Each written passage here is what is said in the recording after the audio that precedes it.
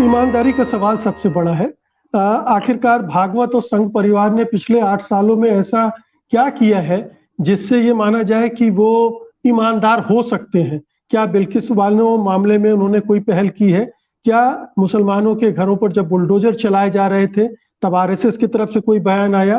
क्या असम में जब मदरसों को ढहाया जा रहा था तब उनका कोई बयान आया? ये इतनी सारी हरकतें होती रहीं, तब क्या भागवत साहब कुछ बोल रहे थे? तो इसलिए संवाद होना तो एक अच्छी बात है प्रेम जी, लेकिन संवाद की विश्वसनीयता नहीं है तो उसका मकसद क्या है? ये जो आखिर में 3-4 बातें कही विनोद जी ने, मुझे लगता है वही उसका सार है कि ये मुखौटा है, ये कोई इसमें ईमानदार कोशिश नहीं है। प्रेम जी। मुकेश जी, एक लाइन में जोड़ दूं, एक प्रेम जी, कि जो सवाल आपने उठाए हैं, क्या जिन मुस्लिम नेताओं से या इंटेलेक्चुअल से भागवत जी ने बात की, क्या उन्होंने ये सवाल उनके सामने उठाए?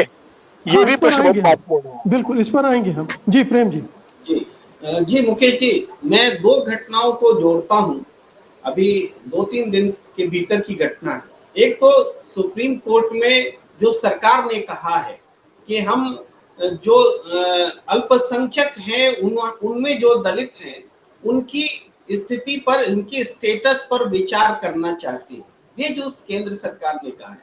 और जाहिर बात है एक ऐसी घटना है, उसको मैं तुरंत अभी कंपेयर करता हूं। पहले उस घटना पर थोड़ी सी चर्चा कि वो क्यों ऐसा, पूरे जो बीजेपी का रुख रहा है उस रुख के बिल्कुल अलग है, क्योंकि भारतीय जनता पार्टी का रुख रहा है कि जो कोई भी व्यक्ति आरक्षण का लाभुक है वो अगर धर्म छोड़कर जाता है तो उसको आरक्षण नहीं मिलना चाहिए, ये उसकी सोच रही है। लेकिन वो स्टेटस पर विचार कर रहे हैं, हालांकि इसका ये सीधा मतलब नहीं को आरक्षण ही दे देंगे, लेकिन स्टेटस पर विचार करने के नाम पर एक भ्रम जैसी स्थिति होगी कि स्टेटस क्यों जाना जा रहा है, क्योंकि वो शायद वो आरक्षण देना चाहते हो।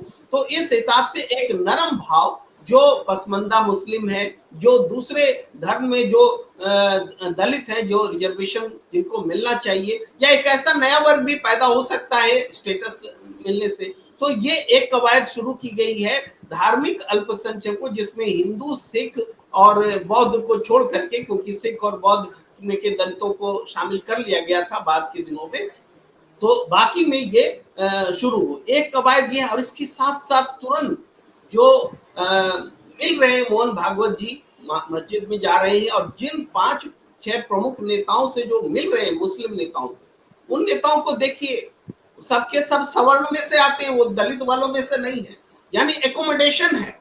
एक तरफ एक पॉलिटिकल स्टैंड है जिसमें कि मुसलमानों में पिछड़ा हुआ और दूसरे अल्पसंख्यकों में भी जो पिछड़ा हुआ है, जो दलित जो आरक्षण में आ सकते हैं, उनमें एक अपने लिए नरम भाव पैदा करना, और दूसरा मुसलमानों के जो सवर्ण है, गैर मोमिन तबका बोलिए या गैर पसमंदा तबका बोलिए, उनके भी उनको उनके जरिए वो एक मैसेज देना चाह रहे हैं।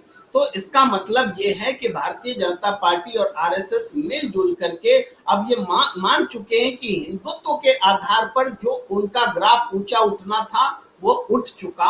अब हमें मुसलमानों के बीच में भी, या कम से कम विपक्ष की जो सियासत है, उसका जो वोट बैंक है, उसमें भी एक गंभीरता के साथ में आक्रमण करना है और उसमें से कुछ भी बटोरना है। अगर 3-4% वोट भी वो बटोरते हैं तो इसका मतलब ये है कि हिंदुस्तान की परिदृश्य में जो नुकसान उनको बीते दिनों एंटी इनकम्बेंसी और कट्टर हिंदुत्व के कारण और तमाम तरह की जो महंगाई और बेरोजगारी और आर्थिक नीतियां हैं उसके कारण जो हुई है, उसकी वो कहीं भरपाई कर ले।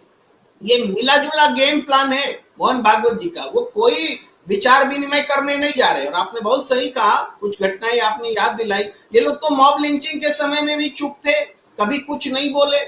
उसके बाद जितनी घटनाएं घटती रही, मुसलमानों पर ज्यादती होती रही, सीएए एनआरसी के विरोध में आंदोलन को ये लोग आतंकवादी घटना बताते हैं।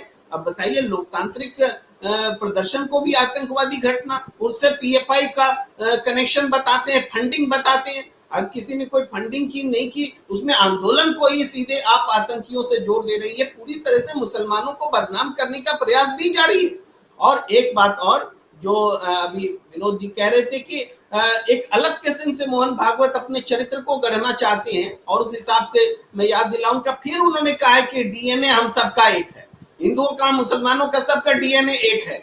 ये वो कह करके मैं तो चुनौती देता हूं, थोड़ा आदिवासियों का डीएनए और मोहन भागवत जी अपना डीएनए चेक करा लेना, डीएनए एक है कि नहीं ये पता चल जाएगा, फिर हिंदुस्तान में किसका डीएनए है वो समझ में आ जाएगा। तो आदिवासियों का भी डीएनए चेक कराइए और मोहन भागवत जी अपना भी डीएनए चेक करा लीजिए, तो पता चल जाएगा। तो ये जो ड्रामा है कि हमारा डीएनए एक है और हम सब राम के वंशज हैं, ये अपने तई जो एक धारणा वो थोपना चाहते हैं, भले अगला माने या न माने वो राम के वंशज है कि नहीं, हम बताएंगे कि वो राम के वंशज है। तो ये जो एक तरफा सोच है, उसी सोच को बढ़ा रहे। ये कोई संवाद नहीं है, ये बिल्कुल विशुद्ध रूप से रणनीतिक है। मुसलमान अल्पसंख्यकों के बीच में भ्रम पैदा करना है, उनको वोटों को बटोरने की कोशिश है, पॉलिटिकल एक स्ट्रेटेजी नजर आ रही है जो आरएसएस और बीजेपी मिल करके करती दिख रही है। जी जी।